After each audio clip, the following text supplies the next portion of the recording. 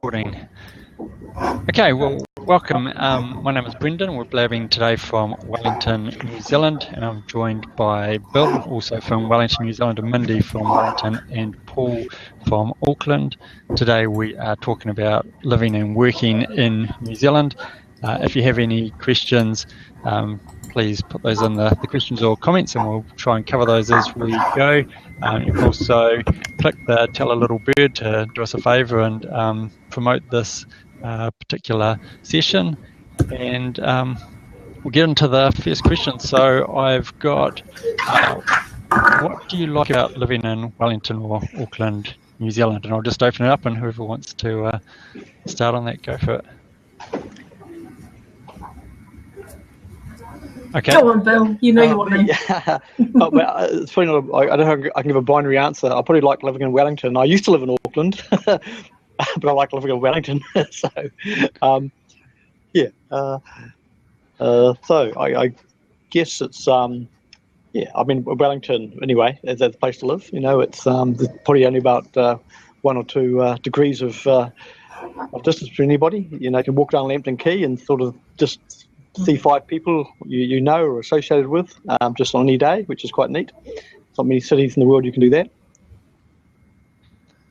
It is kind of strange though that even in Wellington, which is also where I live, you can go days walking up and down Lambton Quay and not see anybody you know. So you know, familiar haunts, familiar faces, but seems to be enough fresh blood in town that there's always someone new to meet.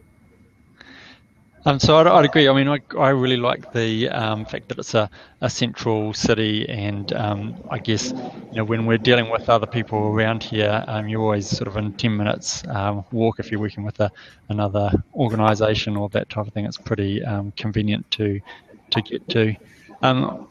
One of the things that also, I guess, I like about it is, while the weather's not always perfect, it is a temperate climate, which does mean that for us, we can get out and do things pretty much 12 months of the year if you're going for runs or something like that. I'm sure there's some cities around the world where you know, parts of the year it's snowing or too hot to get out. So that's a bit of a bonus. Yeah, I'm with you on that. I like to grow what I eat, so temperate climate and actually having 4 seasons is vital for having a fantastic veggie garden, and also being able to afford a place with enough land that I can grow everything that I want to eat, except for perhaps the livestock. Can't have a goat in urban Lower Hutt, unfortunately. What is that against the town planning rules, or? It is. Oh, yep. Okay. Can't have a goat. But you have chickens. Yep. You're allowed to have chickens, but those are tightly controlled. Okay. I know there's a few chickens around our neighbourhood that certainly aren't tightly controlled. Free. Yes. So, Paul, you've written down here that you've got some sound problems. Can you hear us now? No. The downside of living in Auckland, eh? Okay. So you can't hear us, Paul, or no? All right, I'll send him a quick message and see. So, Bill, you said you used to live in Auckland. Was that a temporary insanity, or? Well, I was actually I was brought up there, but when I say in Auckland, I actually was brought up on a 10-acre block, you know, outside. We didn't consider ourselves in Auckland at the time, so we would sort of go to Auckland from where we lived. But since my childhood days, Auckland has expanded. Now where I used to live is part of Auckland, so it's sort of been subsumed. So I guess that's always been an issue, you know, in Auckland in terms of, you know, urban sprawl. So yeah, even when, you know, my grandparents' place, they had you know, orchards and things, but that's all now subdivision.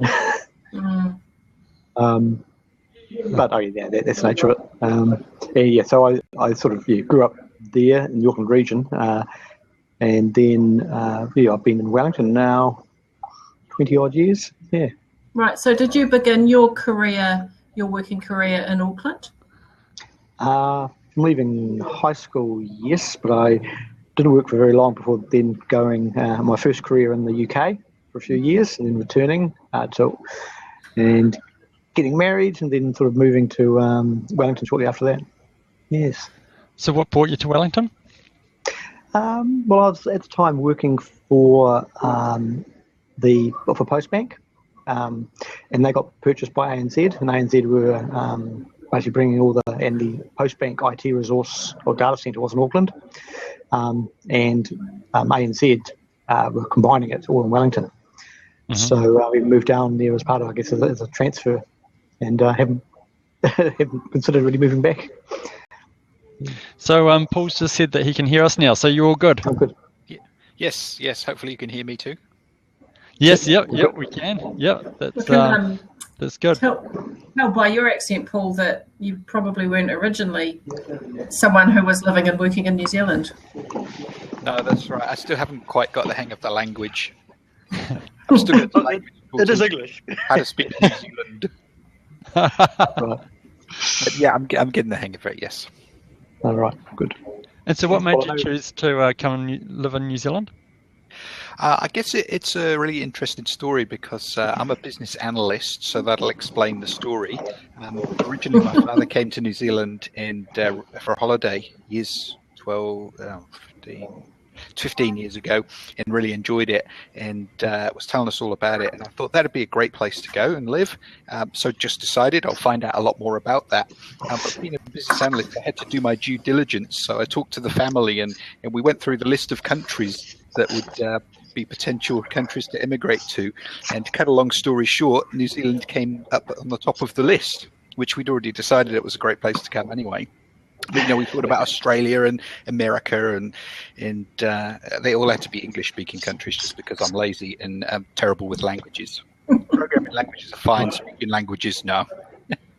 So we ruled out all the various other countries. Canada was too cold, America was too crazy, and South Africa just wasn't very politically correct. So it came down to Australia or New Zealand, and of course New Zealand's the better place to come. I can't agree with that. So why leave the UK though? Was it why do you want to leave the UK? For me, the UK was partly family reasons. So I found that in the UK, for the kids at school, trouble was coming to find them.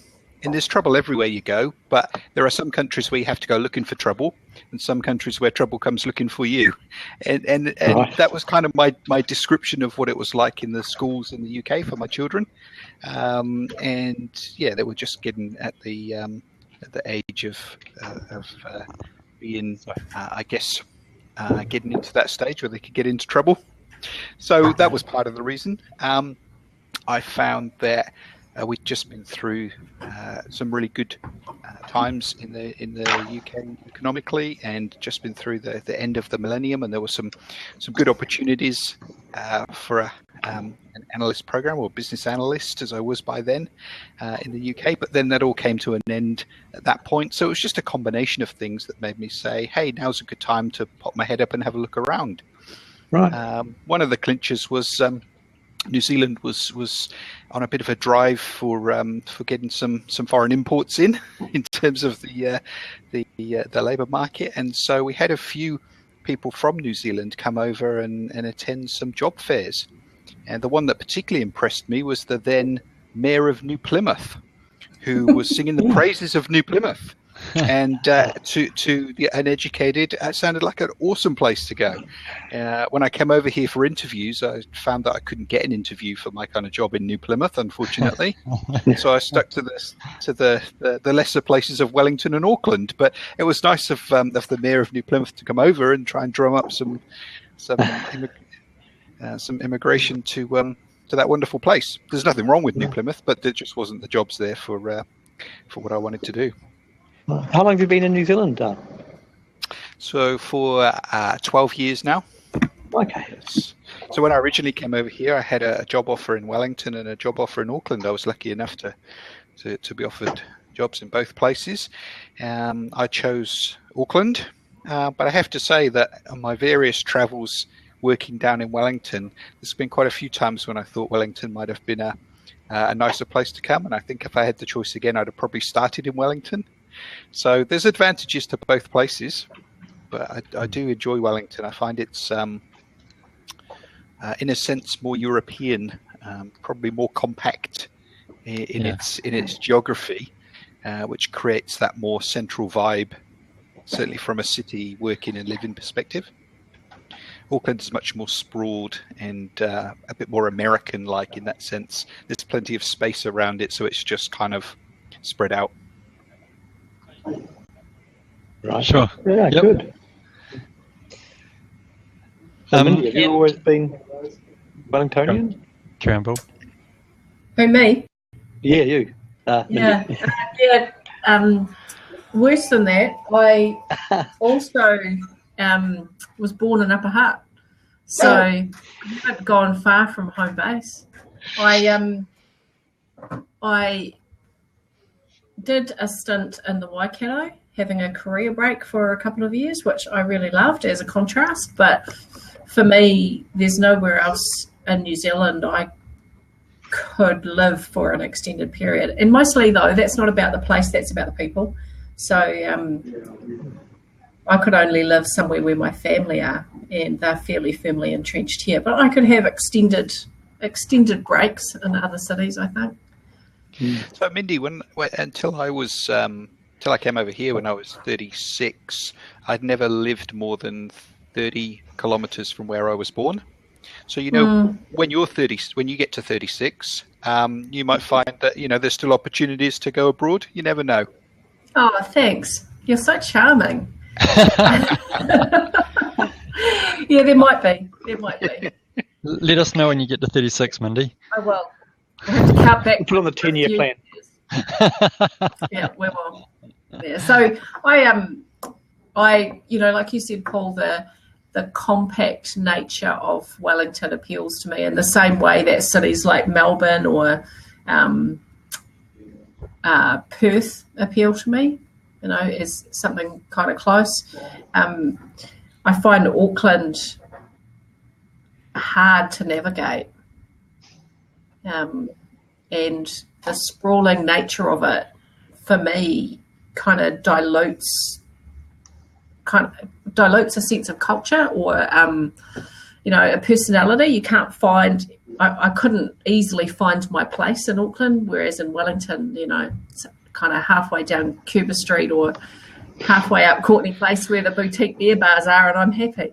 Yes, very, very much so. And I think the culture thing is a really important point that you've raised, because all of New Zealand is multicultural. But in Auckland, because of the geographic spread, you tend to get pockets of cultures or immigrants that kind of stick together in those areas. And that doesn't really promote the multicultural environment that perhaps Wellington does certainly as a central city. Because because of that geographical constraint, everybody's kind of in the same place. Yeah. So I was going to chuck in another question. And what do we see as the challenges of living in our respective cities, whether it be Wellington or Auckland? So I'll kick off for Wellington. So, there's lots of positives about Wellington. One of the things that I find is I guess, distance from other things. So we're surrounded by the Cook Strait and the harbour and that type of thing. So if you decide to do a day away from Wellington, really the only option is kind of north or northeast kind of direction. And so you can go to Palmerston North or Marsden or something, but they're not. No disrespect to them, but they're not always the most exciting places to visit every time you want to get out of Wellington. Whereas, you look at somewhere like Auckland, there's quite a lot of places you could kind of, within an hour of Auckland, you can be in some quite interesting places, and I think probably slightly more interesting than you could from Wellington. Only if that hour doesn't involve driving. It's going to take you an hour to get out of Auckland. I see what you mean, yeah. Yeah, although quite literally, I found quite soon after I came here that when we've got a long weekend, like we've just had with Labor Day, I decide to spend the time in Auckland, because otherwise I'll be spending so many hours travelling out of Auckland with everybody else and so many hours travelling back into Auckland with everybody else. Just seems like a chore. wait till everybody Yeah. else goes away, and then Auckland's a nice place. Yeah, I know what you mean. When I did live in Auckland, my parent-in-laws had a batch in the Coromandel and long weekends, but exactly that. We'd sort of either take extra days leave either side of the long weekend to avoid that traffic, or else spend hours stuck in it. But it just seemed normal. It just seemed like, it was acceptable because everyone was doing it. When you don't have to, it's quite nice. Yeah, yeah. Well, I don't know that the trouble's any different in Wellington. It's just the queues are longer. The queues are shorter. So you have the same trouble getting out of town here in Wellington because there's only two ways out, right? And if you want to go northwest, if you want to go up the Kapiti coast, you could be in traffic that on a quiet day would take you 25 minutes, and on a Friday afternoon of a long weekend could take you 2.5 hours. Yeah. So, similar kind of challenges, but at least if you lived in Auckland, you've got more than two directions you can head in to get out of town, to get out of the city. Yeah. Yes, depending on where you live, though, one of those directions is through Auckland. So, because not many people live in the centre of the city, and so I live north of Auckland, quite a fair way. And if I want to go north from there, there's still a bit of traffic, but at least I can kind of set out and off I go. If I want to go south, then you have to plan very carefully because it's heading into Auckland and then back out the other side. I was just going to pick up on what you said, Mindi, around the two routes out of Wellington. Obviously, earlier in the year when we had the flooding, it does kind of present quite a problem for Wellington, isn't it? In fact, that both those routes were basically closed for a period of time with flooding. The city becomes stranded really at that point. So it's there's some good parts, but it can be quite constraining, some of those types of elements. I did, when we had those earthquakes a few years back, I did have to pull out my emergency walking home kit and put my sneakers on and start walking out to the Hutt Valley because there was no public transport. So we are a little trapped by the roads and also by the fault line in some ways. My alternate plan is to keep a kayak at work and ride the tsunami down the Hutt Valley to get home. Could have a plan B. Yeah. So what about you, Bill? What sort of constraints do you think living in Wellington has? Or challenges, I should probably Challenges, say. yeah. Well, I think it depends. That we mentioned earlier about going south, but then again, it's probably a good thing because they're sort of in striking distance of the South Island. And I know people who will go to Picton on the ferry for the day, and plan the trip on the ferry and have lunch in Picton and a little walk around and come back again. Which is sort of, I guess, another view of your point that you have to, if you want to go south, you have to hop on the ferry, or fly, obviously. It's, I guess the government being here is interesting too, because when I was in Auckland, most people just seem to almost ignore politics. It's sort of like something going on in Wellington. The country seemed to stop at the Bombay Hills. But since being here, you just become obviously so much more aware of it because so many of our clients, are obviously, government departments and decisions that are being made, in Parliament, legislation or whatever, mergers and etc. Have direct impacts, and you become, a lot more cognizant of, of the political situation. Which when I was in Auckland, it was sort of like, politicians just ignored them, pretty much. And then seeing the occasional politician again walking down Lambton Quay, I've seen that face before. Yeah, of course. Yep. So, Paul, how old are your children now then?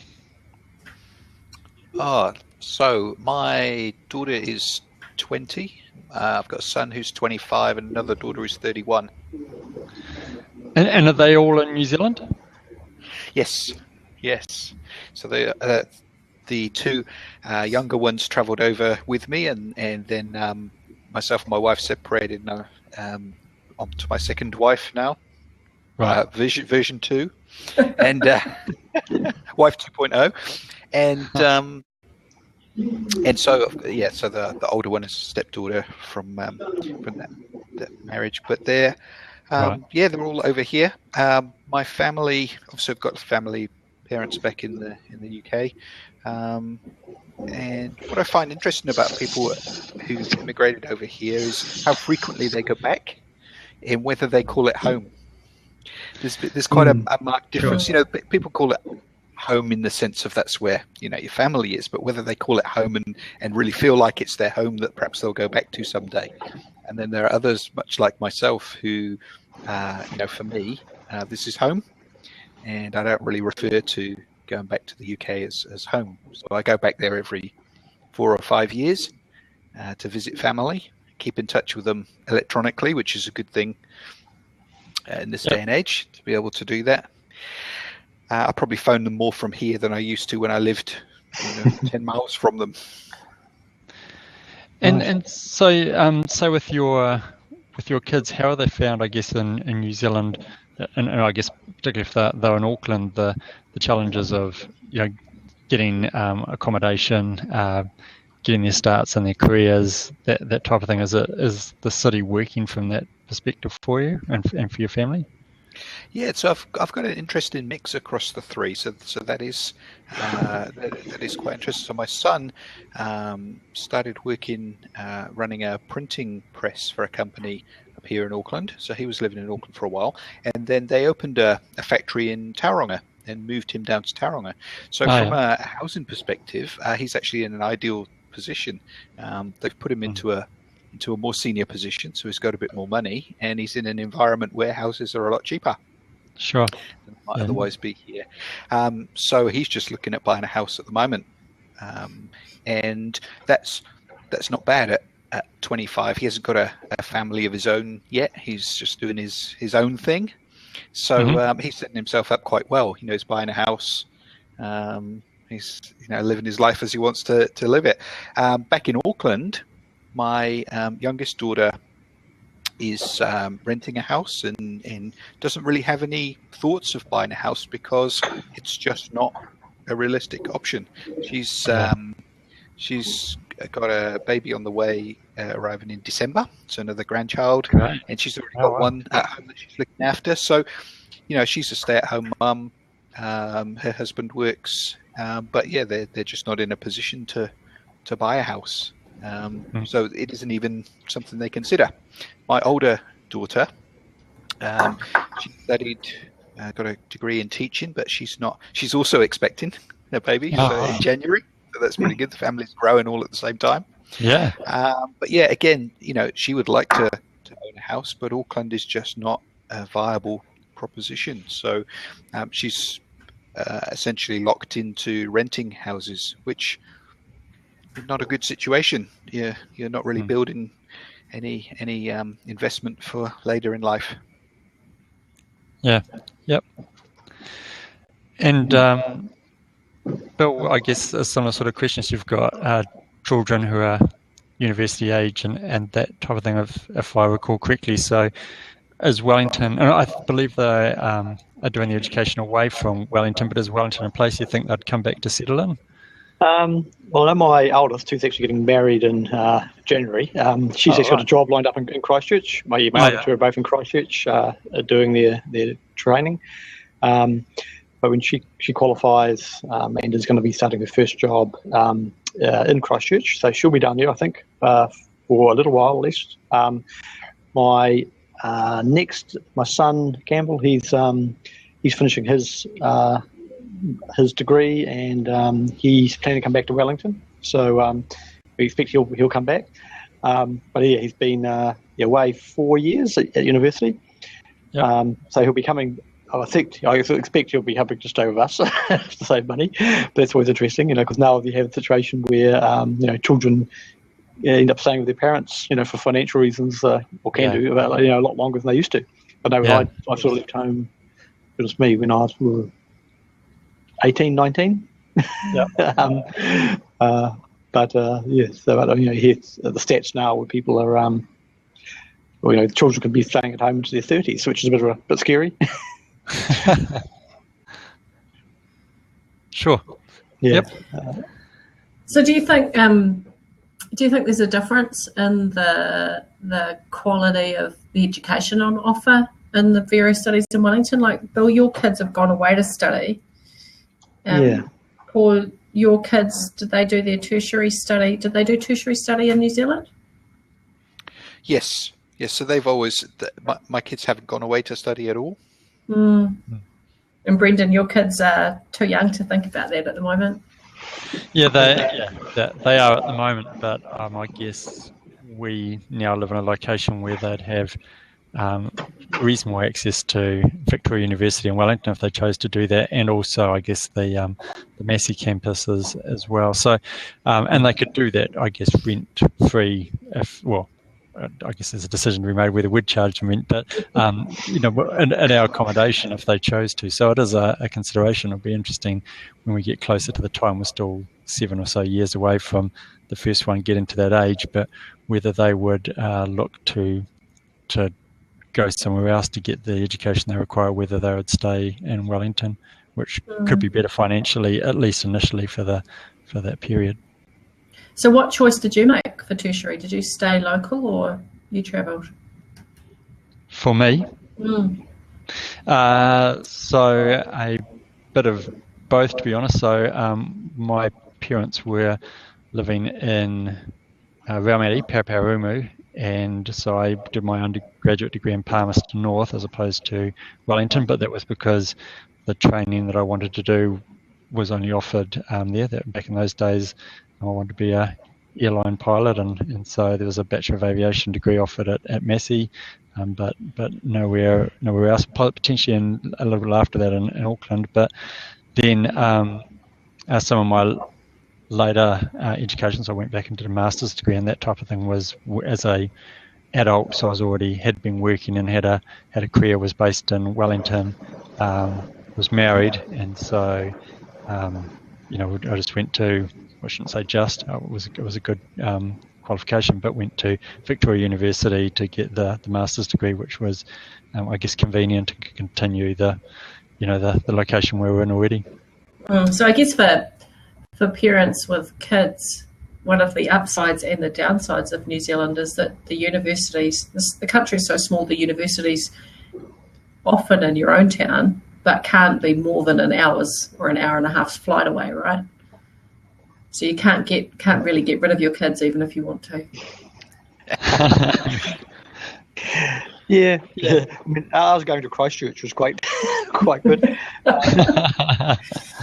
It was interestingly them being away for that, to go away from home to do their tertiary training. I think it was they learned a lot of life skills beyond just obviously getting the degrees.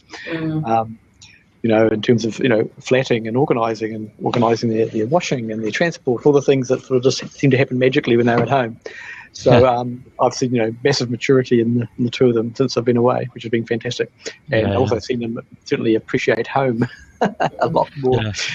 I wonder if that level of maturity in doing things for themselves would stick if they moved back home, or whether they'd suddenly revert back to previous behaviour. That's right. I think maybe we just keep increasing. If they move back home, just increase the rent until it starts to hurt. Yes.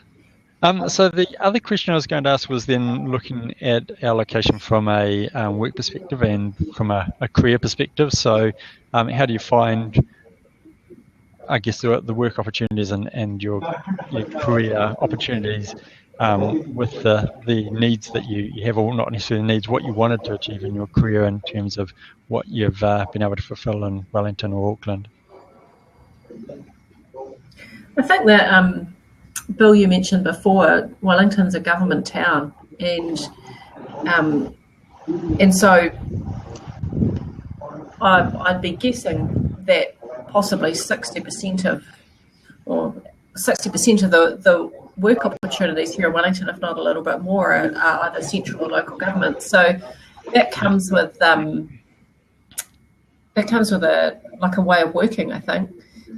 When your work's legislatively driven, when it's in the public domain, the work opportunities you have are quite different, possibly less innovation, less dynamic.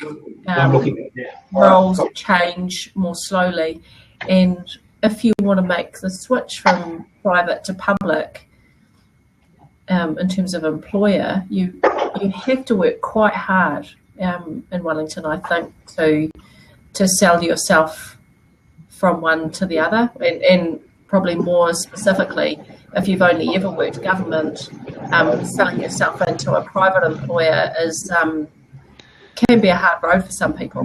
That's my personal experience, but also my experience of been having some responsibility around the recruitment here where I work. So I think that's definitely something to consider.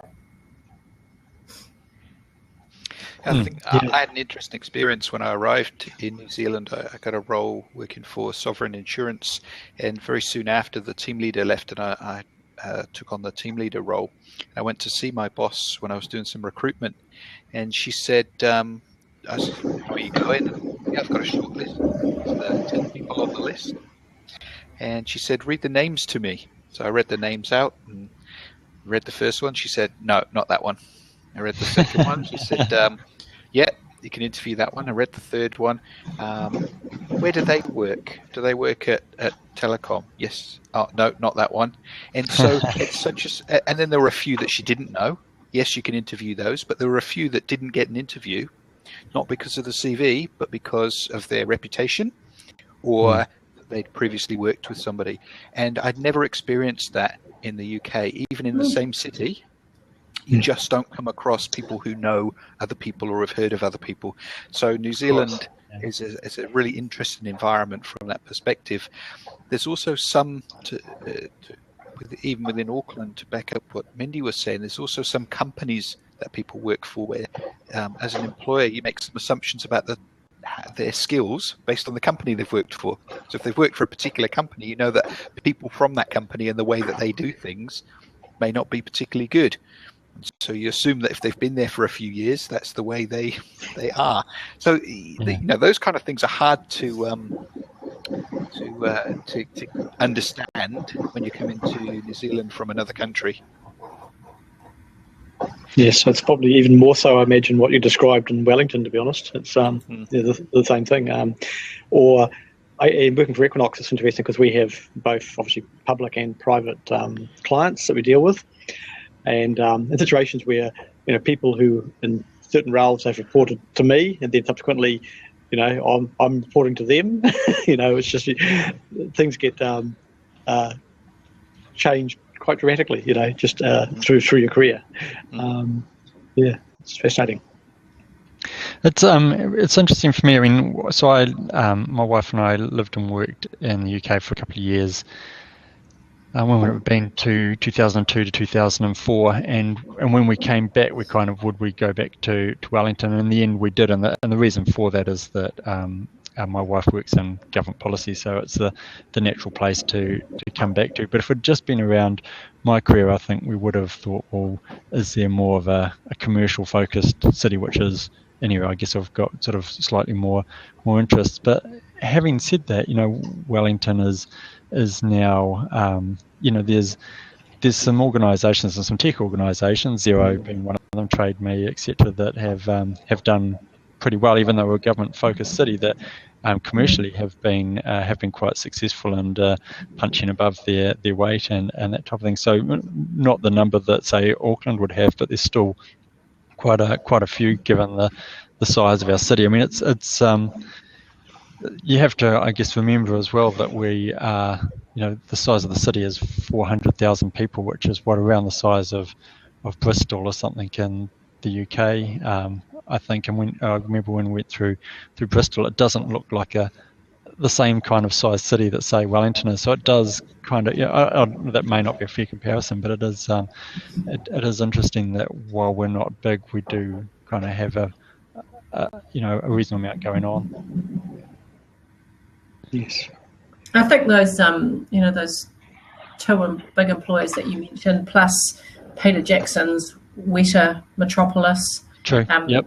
Is it a bit of a draw card for Wellington? And it does bring, like I said earlier, you can walk down the street and not see anyone because there is a lot of fresh faces in town drawn to the city because of those industries or those organisations.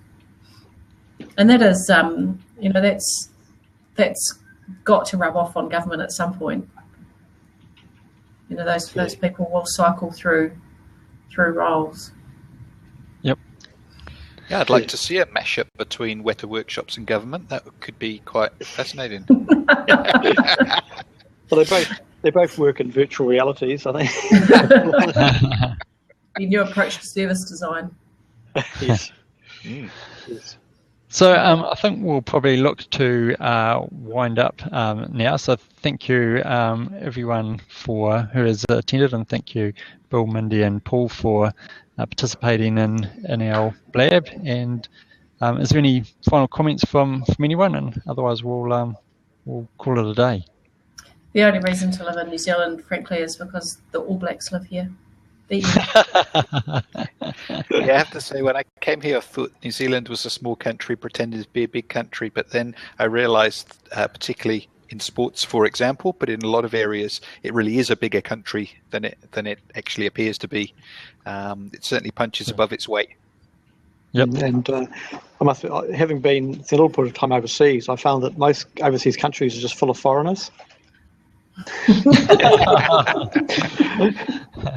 Anyway, right. All right. I don't know. And thanks again. We'll see you later on. So yeah. Bye. Bye. Bye.